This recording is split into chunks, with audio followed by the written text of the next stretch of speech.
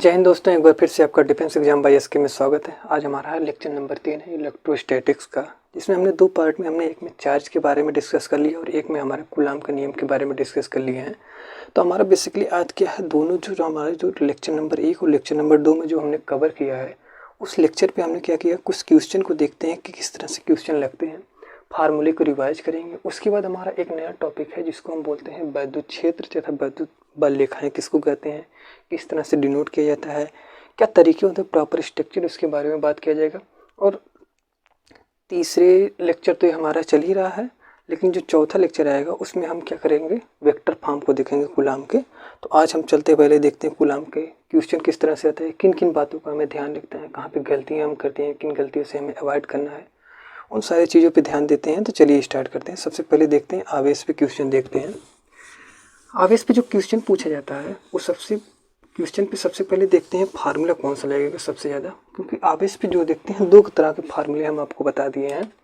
उन फार्मूले पर थोड़ा ध्यान दीजिएगा, गौर करिएगा।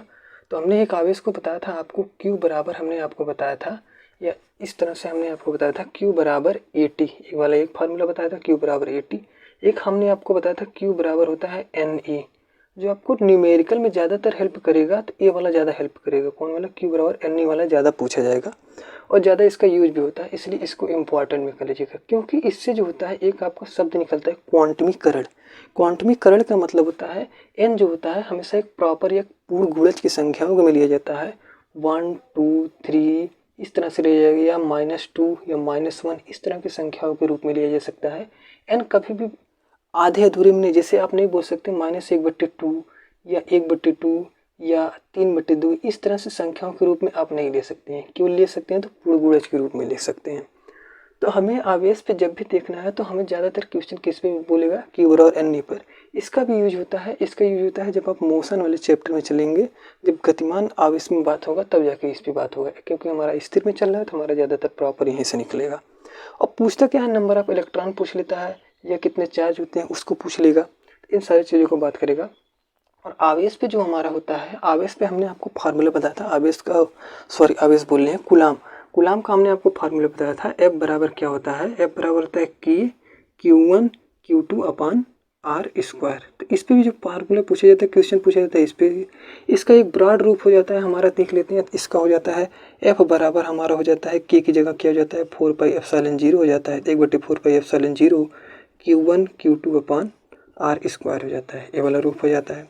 अब थोड़ा सा देखिएगा, क्वेश्चन सॉल्व करने से पहले तो आपको बता दें आवेश में Q बराबर NE का लगेगा, लेकिन इसमें देखिएगा कुछ चीज़ें जो होती हैं सिम्टम में होती हैं, कुछ चीज़ों को रखना किस तरह से होता है उसको देख लीजिएगा। पहले हमेशा याद रखिएगा, जब भी कूलाम का नियम लगाइएगा, कूलाम का फार्मूला कभी भी क्वेश्चन में लगाइएगा, तो जो Q1 और Q2 जो हैं, Q1 और Q2 दोनों को हमेशा किस में रखेंगे, हमेशा कूलाम में रखा जाएगा। किस में रखा जाएगा, कूलाम में रखा जाएगा।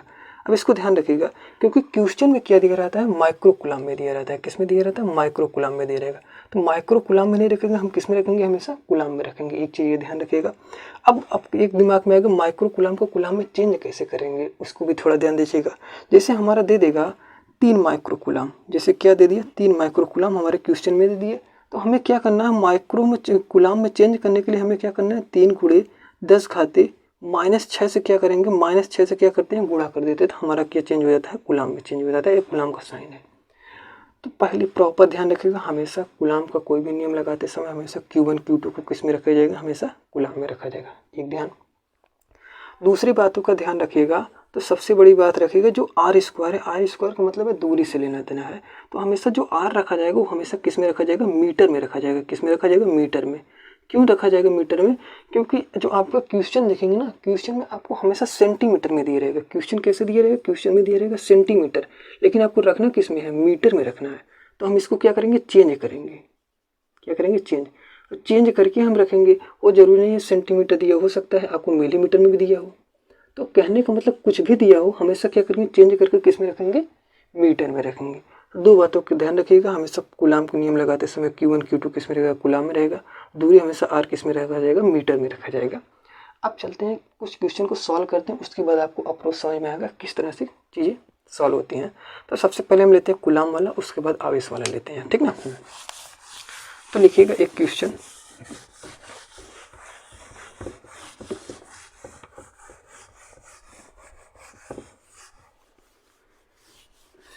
कूलाम पे देखिएगा, लिखिएगा। मान लेते हैं दो स्थिर आवेश है, हम चित्र के माध्यम से बता दे रहे हैं, आप पूरी तरह से उसको लिख लीजिएगा। क्वेश्चन में लिखना चाहें तो प्रॉपर, तो क्वेश्चन नंबर 1 कर लीजिएगा आप। तो हम बोले मान लेते हैं आपको दो आवेश हैं, एक आवेश यहाँ पे है, एक आवेश यहाँ पे रखा गया है। मान लेते हैं एक आवेश हमारा यहाँ पे रखा गया है जो 2 × 10⁻⁷ कूलाम का है, और एक आवेश यहाँ पे रखा गया है जो 3 × 10⁻⁷ कूलाम का है। कितना आवेश है, पहले कितना है Q1 Q2। अगर यहाँ पे लिखना चाहे तो Q1 बराबर रख लीजिए 2 × 10⁻⁷ कूलाम, और Q2 बराबर रखना चाहे तो रख लीजिएगा 3 × 10⁻⁷ कूलाम रख लीजिएगा। और मान लेते हैं इनके बीच की जो दूरी है, बीच की दूरी कितनी मान लेते हैं हम, 30 सेंटीमीटर मान लेते हैं। कितना है, 30 सेंटीमीटर। तो हमारा आर कितना हो जाएगा, 30 सेंटीमीटर हो जाएगा। क्वेश्चन समझ में आ रहा है। क्वेश्चन में ये वाला टर्म आपको दिया है, इस तरह से आप इसका चित्र बना सकते हैं। चित्र बना लेंगे तो आपको क्वेश्चन सॉल्व करने में आसानी हो जाएगी। अब चलिए देखते हैं प्रॉपर किस तरह से दिया है। Q1 Q2 का मान दिया, आर का मान दिया है। अगर आप फार्मूला लिखना चाहें तो फार्मूला भी लिख सकते हैं। F बराबर क्या होता है, 1/4πε0 Q1 Q2 अपन r²। अब देखिएगा, कल हमने आपको एक चीज़ बताया था, 1/4πε0 का मान बताया था, क्योंकि यहाँ पे इसको इनपुट जब तक पुट नहीं करेंगे तब तक आपका आंसर प्रॉपर आएगा नहीं। तो 1/4πε0 का मान कितना होता है, 1/4πε0 का मान होता है 9 × 10⁹।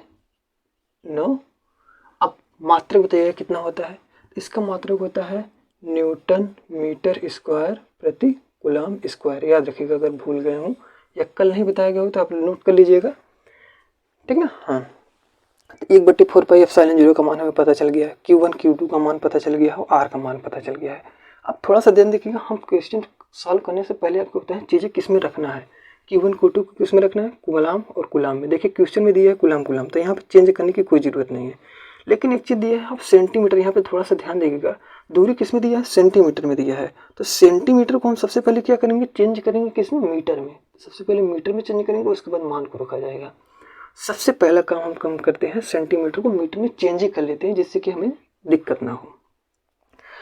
अब आपको पता होना चाहिए 1 मीटर में कितने सेंटीमीटर होता है, 1 सेंटीमीटर में 100 सेंटीमीटर। इसको चेंज करिएगा, 1 मीटर में 100 सेंटीमीटर होते हैं, ठीक ना।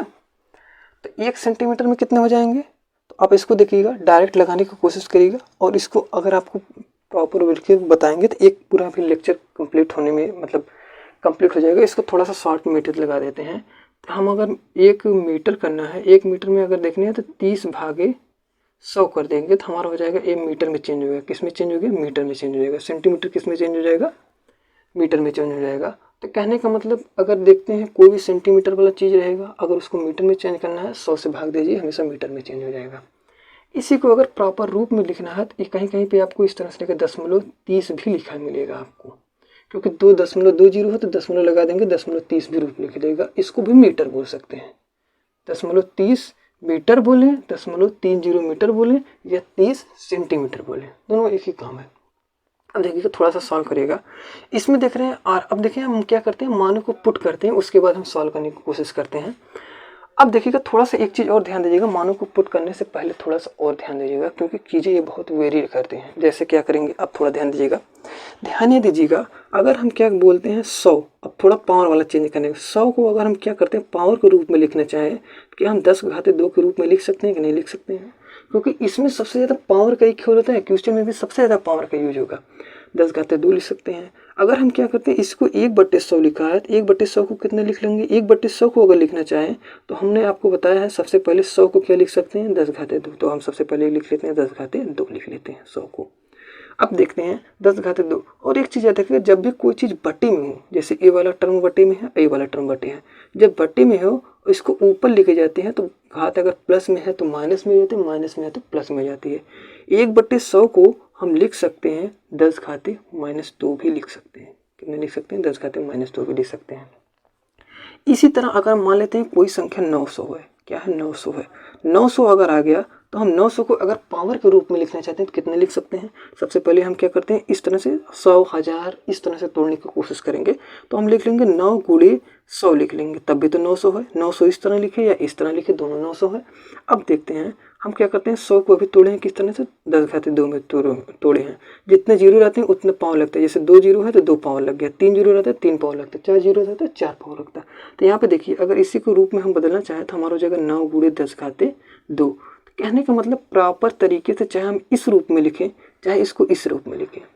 सबसे दिक्कत क्या होती है, जब भी हम फिजिक्स के जितने भी न्यूमेरिकल के क्वेश्चन पार्ट लगाते हैं तो ये वाला रूप कम देखने को मिलता है, इसका सरलता रूप हमें ये वाला ज़्यादा देखने को मिलेगा। तो किस तरह से चेंज हो रहा है उसको भी ध्यान रखिएगा। अब चलते हैं थोड़ा सा देखते हैं, और ये वाला याद रखिएगा, जब भाग में चीज़ें रहती हैं तो पावर किस तरह से प्लस हो रहा है माइनस हो रहा है। जब नीचे देखिए तो क्या है, प्लस में है, तो ऊपर क्या हो जाएगा, माइनस में हो जाएगा। अगर यहाँ पे माइनस होता तो यहाँ पे प्लस में हो जाता, ठीक ना। हाँ, तो इन चीज़ों को ध्यान रखिएगा। अब चलिए थोड़ा सा मान को रखते हैं, उसके बाद अब पुट किया जाता है, लगाया जाता है।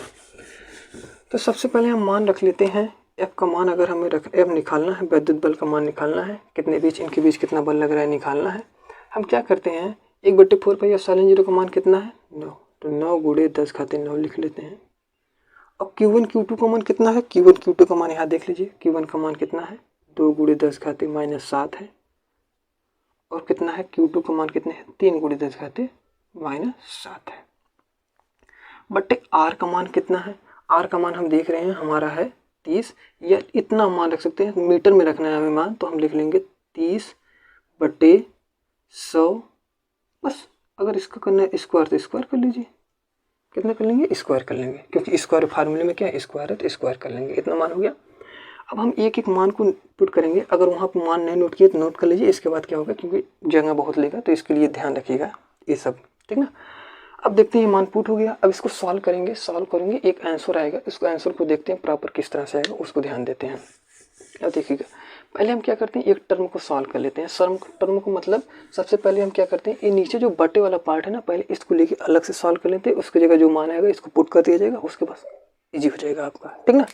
हाँ, तो हम लिख लेते हैं यहाँ पे 30/100, क्या लिख लेते हैं, 30/100 स्क्वायर कर लेते हैं। अब देखते हैं, थोड़ा सा देखिएगा किस तरह से तोड़ा जा रहा है। अगर हम क्या करेंगे, 30 का स्क्वायर करेंगे, 30 का स्क्वायर हमारा कितना आएगा, 900 आएगा, कितना आएगा 900, बटे अगर इसको 100 का स्क्वायर करेंगे तो 2 जीरो और बढ़ जाएगा, 2 जीरो पहले से 2 जीरो और बढ़ गया। अब हम क्या करते हैं, इसका सरल रूप लिखने के लिए हम क्या करते हैं, पावर का यूज करेंगे। क्या करेंगे, पावर का यूज करेंगे, पावर का यूज करेंगे। अगर यही वाला टर्म को हम यहाँ पे इस तरह से लिखेंगे तो हमारा हो जाएगा 9 गुणे 100 10 घाते 2 हो जाएगा। अगर नीचे लिखेंगे तो 10 घाते हमारा क्या हो जाएगा, 4 हो जाएगा। कितने जीरो है, 1 2 3 4 हो जाएगा। अब हम आपको बताएं, नीचे वाले टर्म को जैसे ही ऊपर ले जाते हैं, पावर क्या हो जाएगा, प्लस का हो जाएगा माइनस हो जाता है। अगर माइनस रहेगा तो प्लस, प्लस रहेगा तो माइनस हो जाएगा। तो हम लिख लेंगे 9 गुणे 10 घाते 2 ऊपर पहले से है और नीचे वाला 4 जाएगा तो हो जाएगा -4 हो जाएगा, इतना हो गया। अब देख रहे हैं पावर, अब एक नियम चलता है मैथ में ये नियम चलता है, कर्ली में घात वाले में चलता है। अगर किसी का आधार समान हो, क्या हो, आधार समान हो तो घातें क्या हो जाती हैं, दूर जाती हैं।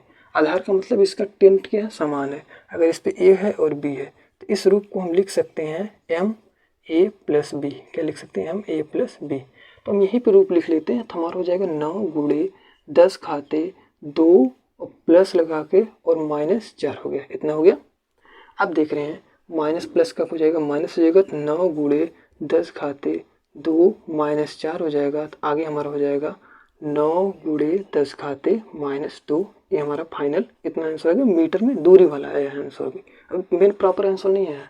मतलब कहने का है, अगर हम 30/100 के स्क्वायर की जगह अगर 9 गुणे 10 घाते -2 रखेंगे तब भी कोई दिक्कत नहीं रहेगा, ठीक ना। तो हम क्या करते हैं, इस चीज पूरी पुट को करते हैं, एक स्टेप और बढ़ा लेते हैं। तो एफ बराबर हमारा हो जाएगा 9 गुणे 10 घाते 9 गुणे 2 गुणे 10 घाते -7 गुणे 3 गुणे 10 घाते -7 बटे इसका मान के जगह कितना रख लेते हैं, 9 गुणे 10 घाते -2 रख लेते हैं, इतना रख लिए। अब देखते हैं, इस वाले प्रॉपर को नोट कर लिए हैं, नोट कर लीजिए, क्योंकि इस वाले टर्म के बाद अब यहाँ पे लिखा जाएगा क्या क्या निकलेगा, ठीक ना। हाँ, हो गया। थोड़ा सा स्क्रीनशॉट मान लीजिएगा अगर जगह नहीं हो तो, ठीक ना।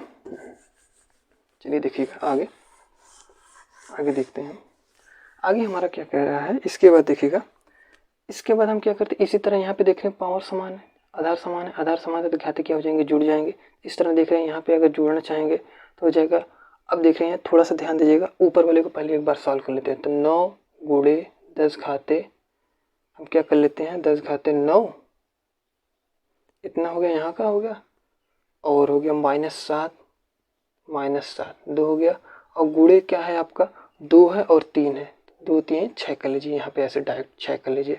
और नीचे क्या है 9 है, और अगर हम 9 को क्या करते हैं माइनस से ऊपर लेके जाएंगे हो जाएगा प्लस, तो गुणे 10 घाते 2 हो जाएगा। ये वाले टर्म को हम नीचे लेके चले गए, ये वाले पूरे टर्म को हम क्या करें ऊपर लेके चले गए हैं, ठीक ना। तो यहाँ पे देख रहे हैं माइनस में था तो ऊपर क्या हो जाएगा, प्लस में हो गया है, ठीक ना। हाँ, अब देखिएगा 9 से 9 खत्म हो जाएगा, बचेगा 6। अब देखें दोनों को घातों को जोड़ लेंगे, माइनस वाले को जोड़ लेंगे, -14 हो जाएगा। -14 में से 9 घटाएंगे कितना हो जाएगा, अगर 9 और 2 देख रहे हैं यहाँ पे 9 2 11, 11 से कितना हो जाएगा, गुणे 10 घाते -3, फाइनल आंसर आपका हो जाएगा, कितना हो जाएगा -3। हाँ, ये आपका आंसर हो जाएगा फाइनल। कितना बल लगेगा दोनों के बीच में, बराबर कितना लगेगा, 6 गुणे 10 घाते -3। और बताइए बल की मात्रा क्या होता है, 6 गुणे 10 घाते 3 न्यूटन, कितना हो जाएगा, न्यूटन। और एक चीज देखिएगा, ये आपके एनसीईआरटी से क्वेश्चन है तो इम्पोर्टेंट भी है, ठीक ना। आपके बुक में जाएंगे, 12th वाली बुक में प्रॉपर क्वेश्चन दिया है, उसको सॉल्व कर लीजिएगा, ठीक ना, किस तरह से निकला है। तो क्वेश्चन में बेसिकली ध्यान क्या रखना है, सेंटीमीटर को हमेशा मीटर में रखना है, कुलाम अगर माइक्रो कुलाम में दिए तो हमेशा कुलाम में चेंज करके रखना है, ठीक ना। एक क्वेश्चन और देखते हैं जिससे कि आपको और इससे बेसिक पे बन जाएगा। थोड़ा सा एक आवेश भी देख लेते हैं, क्योंकि आपको वैरायटियाँ बनती रहेंगे तो ठीक रहेंगे, ठीक ना। हाँ, अभी वेक्टर फॉर्म जब आएगा इसका कुलाम का, तो उसमें दिशाओं को भी ध्यान रखना पड़ेगा, ठीक ना। हाँ, क्योंकि बल क्या है, सदिश राशि, जब सदिश राशि तो उसकी दिशा भी होगी, जब दिशा होगी तो उसको किस तरह से दिशा को डिनोट किया जाता है, उन सारी चीज़ों को ध्यान रखना होता है, ठीक ना। हाँ, चलिए थोड़ा सा देखते हैं, आवेश वाला देखते हैं।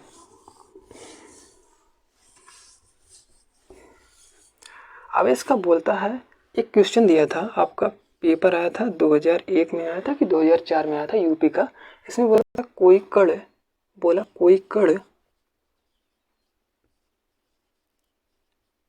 धनावेशित है। कैसा है, धनावेशित है, धनावेशित है, कोई कण धनावेशित है, तो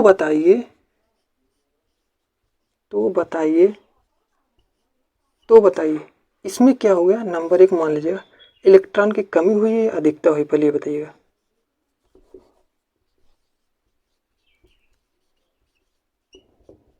इलेक्ट्रॉन की कमी या अधिकता क्या होगी बताइए। अगर उसमें क्या हो रहा है, धनावेशित हो रहा है, तो बताइए इलेक्ट्रॉन की कमी होगी कि अधिकता होगी। मोस्ट इंपॉर्टेंट क्वेश्चन है, क्योंकि यहाँ से कई क्वेश्चन को आपका कॉन्सेप्ट निकलेगा। अभी एक कॉन्सेप्ट और निकलेगा, जब रेशम के छड़ को कांच से रगड़ा जाता है तो बताइए रेशम धनावेशित होगा या ऋणावेशित होगा। यहाँ से आवेश का संरक्षण का नियम भी पता चलेगा आपको, पहले ये बताइएगा। इससे ही आवेश से ही रिलेटेड सब कुछ है। संरक्षण का नियम आपको बताया था ना, ना तो आवेश को उत्पन्न किया जाता है ना तो नष्ट किया जा सकता है। इसका आंसर बताइएगा। देखिएगा, धनावेशित का मतलब होता है जिसमें क्या होता है, इलेक्ट्रॉन की कमी होती है। धनावेशित का मतलब होता है इलेक्ट्रॉन की कमी। किसे दिखाएंगे, इलेक्ट्रॉन की कमी से दिखाएंगे। अब जिसमें अधिकता होगी वो क्या होगी, अधिकता को दिखाएंगे किसे, जब भी धनावेशित कण क्या हो, धनावेशित होगा, इलेक्ट्रॉन की कमी होगी। अधिकता का मतलब इलेक्ट्रॉन क्या हो, ऋणावेशित हो जाएगा। क्या हो जाएगा, ऋणावेशित हो जाएगा। दो टर्म याद रखिएगा, ऋणावेशित का मतलब होता है इलेक्ट्रॉन की अधिकता हो जाएगी, कमी का मतलब होता है इलेक्ट्रॉन धनावेशित हो जाता है। इस चीज़ को कैसे याद रखेंगे, मित्र वाले से याद रखिए। आपका मित्र मेले में गया है, इसके पास 15 रुपये है, इसके पास 10 रुपये है, इससे अगर 5 रुपये ले लेगा, 5 रुपये अगर ये ले लेगा, इसके पास 15 रुपये हो जाएगा, 15 रुपये हो जाएगा, तो ऋणी कौन होगा, ऋणी तो ये होगा। तो इसमें क्या हो रहा है, अधिकता हो रहा है, अधिकता हो रहा है तो ऋणावेशित हो जाता है। अगर इसमें कमी हो रहा है तो कमी हो रहा है मतलब 15 से इसका कितना हो गया, 10 हो गया तो कमी हो जाएगा, तो कमी हो जाएगा तो धनावेशित हो रहा है। इसको इस तरह से याद रखिएगा, ठीक। अब चलिए थोड़ा सा आप देखते हैं, एक चीज़ को देखते हैं, वो वाले Q बराबर NE पे थोड़ा सा क्वेश्चन देखते हैं। Q बराबर NE पे किस तरह से क्वेश्चन पूछा जाता है देखते हैं। सबसे पहले आवेश वाले पे देखते हैं, पार्ट वाले पे, और आवेश पे क्वेश्चन देखते हैं। Q बराबर NE पे देखते हैं, Q बराबर NE पे देखते हैं। अगर मान लेते हैं हमारा क्या है, पूछ लिया कि नंबर ऑफ, अगर n का मान दे दिया है हमारा 1.0 गुणे 10⁻⁻7 कूलाम, कितना दे दिया है, इतना कूलाम दे दिया है। अब पूछ रहा है कि कितना इलेक्ट्रॉन हटाया जाए, इसका मतलब ए नहीं दिया, इसको दिया क्यू दिया है, क्यू दिया है। और हमें ई का मान पता होता है, ई का मान हमें कितना है 1.6 गुणे 10⁻⁻19 कूलाम पता है। और नंबर ऑफ एन हमें पूछ रहा है, इलेक्ट्रॉन पूछ रहा है। ये हमारा क्वेश्चन है, क्या है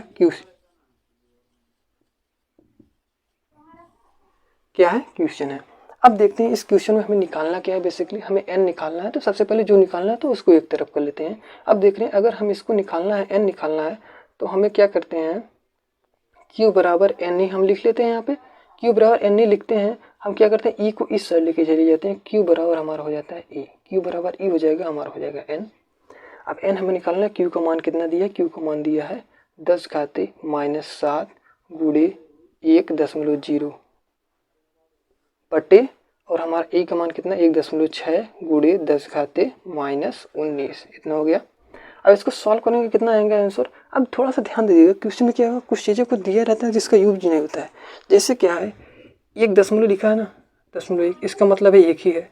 और एक का गुणा जब इसमें साथ करेंगे तो इतना होगा, एक ही हो जाएगा। तो मतलब ये वाला टर्म क्या दिया है, फालतू का दिया है, तो इसको मिटा देंगे इस तरह से। इतना दे दिया है, इसको करेंगे ऊपर करेंगे, तो इसको हम क्या करते हैं, पावर को ऊपर लेके जाते हैं। पहले पावर वाले को पार्ट सॉल्व किया जाए। अब पावर को हम बताएं, जब नीचे के पावर को ऊपर लेके जाते हैं, अगर माइनस में तो हो जाता है प्लस में। अब +19 में से अगर -7 को घटाएंगे कितना हो जाएगा, तो 12 हो जाता है। 10 घाते कितना हो जाएगा, 12 हो जाएगा, गुणे 1/1.6। इसको सॉल्व करेंगे, आपका आंसर आ जाएगा। ठीक ना, इसको सॉल्व करिए, आपका आंसर आ जाएगा। ठीक, तो आपका आंसर में इतना ही आएगा। अब देखते हैं, थोड़ा सा एक क्वेश्चन पूछ लेता है, एक कूलाम में, एक कूलाम आवेश में कितने इलेक्ट्रॉन होते हैं। एक क्वेश्चन पूछा गया, एक कूलाम आवेश में कितने इलेक्ट्रॉन होते हैं। इसको मोस्ट इंपॉर्टेंट कर लीजिएगा। एक कूलाम आवेश में जो होता है 6.25 गुणे 10⁻18 इलेक्ट्रॉन होते हैं। ये याद रखिएगा, हमेशा इम्पोर्टेंट है।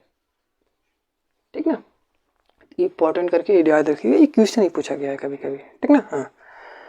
अब आपको आवेश पे क्वेश्चन पता चल गया, कूलाम पे क्वेश्चन आपको ध्यान पे रखिए, किन किन बातों को ध्यान रखना है। और भी कलर क्वेश्चन आते रहेंगे कूलाम पे, अभी वेक्टर फॉर्म आएगा तो और ज़्यादा क्वेश्चन आते रहेंगे। ठीक है, और जैसे ही आपको वैरायटी मिलती रहेंगी उसको डिस्कस किया जाएगा।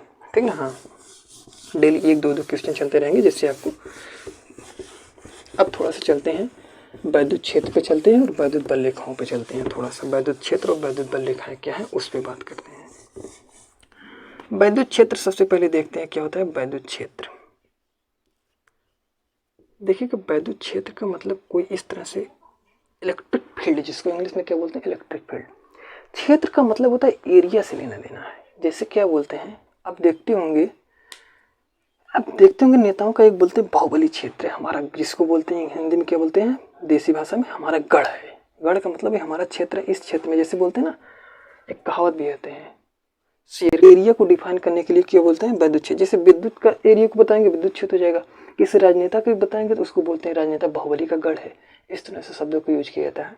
वैद्युत क्षेत्र का मतलब होता है, मान लेते हैं कोई चार्ज है, जब कोई चार्ज रहेगा, मान लेते हैं ये चार्ज आपका क्यू है, इसके चारों ओर कोई ना कोई इलेक्ट्रिक फील्ड होगा। इलेक्ट्रिक फील्ड का मतलब होगा इसके चारों ओर कोई कुछ ना कुछ तरह से इस तरह से फील्ड होगा, आपको फील होगा। जैसे क्या होता है, जैसे हम दो चुंबक को लेते हैं, चुंबकीय बल भी होते हैं। चुंबक की बल देखा है, चुंबकीय बल आपको दिखती नहीं है लेकिन आपको आभास होती है। इसी तरह से वैद्युत क्षेत्र होता है। वैद्युत क्षेत्र में क्या होता है, बहुत सारी रेखाएं निकलती हैं।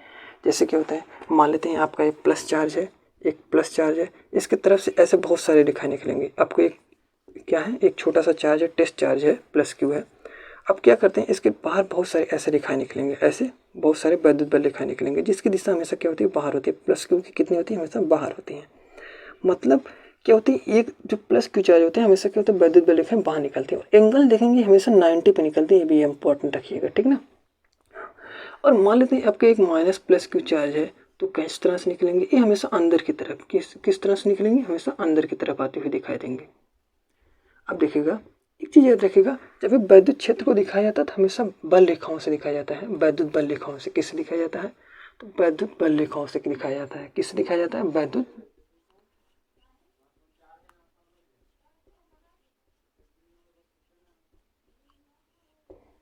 बल रेखाओं से दिखाया जाता है। अब देखते हैं दूसरी बात हो गई वैद्युत बल रेखाएं हो गई। दूसरा चीज होता है जो वैद्युत बल रेखाएं होती है वो होती है काल्पनिक। कैसे होती है? काल्पनिक। कैसे होंगी? काल्पनिक होंगे। आप कभी देखेगा नहीं। और देख रहे हैं अगर वैद्युत बल रेखाएं काल्पनिक है और एक शब्द इसके साथ आता है वक्र। कैसे होता है? वक्र। कर्व होता है, कर्व। और देखते हैं इसकी और एक पहचान होती है, ये एक दूसरे को कभी नहीं काटते। कभी नहीं काटते। कभी नहीं काटती का मतलब हो गया, मतलब एक दूसरे को काटेंगे नहीं। वैद्युत बल रेखाएं क्या होती हैं? एक दूसरे को कभी नहीं काटती हैं, ठीक ना। इसकी प्रॉपर्टी है। वैद्युत क्षेत्र को बनाने के लिए वैद्युत बल रेखाओं का यूज किया जाता है। और वैद्युत बल रेखाएं आपको कहीं पे देखेंगे नहीं कि आपकी वैद्युत बल रेखा यहाँ से गुजरी, यहाँ से, इस तरह से, इस तरह से। वैद्युत बल रेखाओं को डिनोट किया जा सकता है, लेकिन क्या होता है आप वास्तविक रूप से नहीं दिखाते, इसलिए इसके सब क्या है? इमेजिनरी, काल्पनिक और वक्र बनाते हैं। जैसे देख लेते हैं, आपका एक प्लस चार्ज है क्यू है और एक माइनस चार्ज यहाँ पे है। दो चार्ज ले लेते हैं, यहाँ से वैद्युत बल रेखाएं लिखेंगे, इस तरह पे ऐसे जाके समाप्त हो जाएंगे। इस तरह से क्या करेंगे? एक वक्र बनाएंगे। क्या करेंगे? एक वक्र बनाएंगे। और देख रहे हैं एक दूसरे को कभी काटेंगे? कभी नहीं काटेंगे एक दूसरे को। इस तरह से ऐसे वैद्युत बल रेखाएं बनती चली जाती हैं। यहाँ से ऐसे निकल रही हैं, यहाँ पे ऐसे एंड हो जाएंगे, ठीक है। इस पर भी क्वेश्चन पूछा गया है, ठीक। अब देख लीजिए दो समान अगर आवेश रहेंगे तब जाके किस तरह से बिहेव करते हैं। दो समान आवेश रहेंगे, दो समान आवेश रहेंगे तो क्या करेंगे? रिपेल करेंगे। जैसे यहाँ पे हमने आपको प्लस प्लस बोल दिया, इस तरह से वैद्युत बल रेखाएं निकलेंगी तो ऐसे निकलेंगे, बाहर निकलेंगे। इसका भी ऐसे बाहर निकलेंगे। तो बीच में अगर कोई पॉइंट रखेंगे तो वहाँ पे क्या? न्यूट्रल हो जाएगा। क्या हो जाएगा? न्यूट्रल हो जाएगा। अगर माइनस माइनस रहेंगे तब भी हो जाएगा, प्लस प्लस हो जाएंगे तब भी हो जाएगा। वैद्युत क्षेत्र का बेसिकली मतलब होता है कि वैद्युत क्षेत्र जो क्या होता है, वैद्युत बल रेखाओं से बनी होती है, जो क्या होती है? काल्पनिक होती है, कभी एक दूसरे को काटती नहीं थी, इसकी प्रॉपर्टी होती है। और क्या होते हैं, अगर प्लस चार्ज है तो प्लस चार्ज हमें वैद्युत बल रेखाओं को बाहर क्यों डिनोट करते हुए दिखाई देगा। अगर माइनस चार्ज है अंदर आते हुए रेखाओं को डिनोट करेगा। अगर एक प्लस चार्ज है एक माइनस चार्ज है तो क्या होगा? प्लस से निकलेंगे, माइनस पे जाके खत्म हो जाती है। मतलब काल्पनिक कभी वक्र की तरह बिहेव करती है, एक कान के ऊपर की तरह यहाँ से ऐसे चलेंगे, ऐसे माइनस पे जाके एंड हो जाती है और एक दूसरे को कभी नहीं काटते। देख रहे हैं ये रेखा क्या है? कभी ऐसे नहीं जाके ऐसे ऐसे ऐसे काट दे, क्योंकि काट देंगे एक तीसरी रेखा बन जाएगी, तीसरी दिशा बन जाएगी, जिसलिए एक दूसरे का वो काल्पनिक मतलब वैद्युत बल रेखा एक दूसरे को कभी नहीं काटती हैं। आई होप आपको समझ में आएगा। तो वैद्युत क्षेत्र के बारे में आज इतना ही डिस्कस करते हैं। इसके बाद हम क्या करेंगे? डिस्कस करेंगे वैद्युत क्षेत्र की तीव्रता डिस्कस करेंगे। एक बिंदु के कारण वैद्युत क्षेत्र की तीव्रता कितनी होती है, डाइपोल के कारण वैद्युत क्षेत्र की तीव्रता कितनी होती है, इन सारी चीज़ों के बारे में डिस्कस करेंगे। तो जो हमारा लेक्चर आएगा वैद्युत क्षेत्र की तीव्रता से ही डिनोट करते हुए आएगा। अब एक चीज़ बताइएगा, अब थोड़ा सा आपको एक क्वेश्चन होमवर्क। वैद्युत क्षेत्र की तीव्रता का आप मात्रक, बीमा और याद करके रखिएगा। मात्रक और बीमा, ये दो चीज़ें आप याद रखिएगा। कल की क्लास में आपको बताया जाएगा और वेक्टर रूप भी बताया जाएगा। तो आज की क्लास के लिए इतना ही। जय हिंद।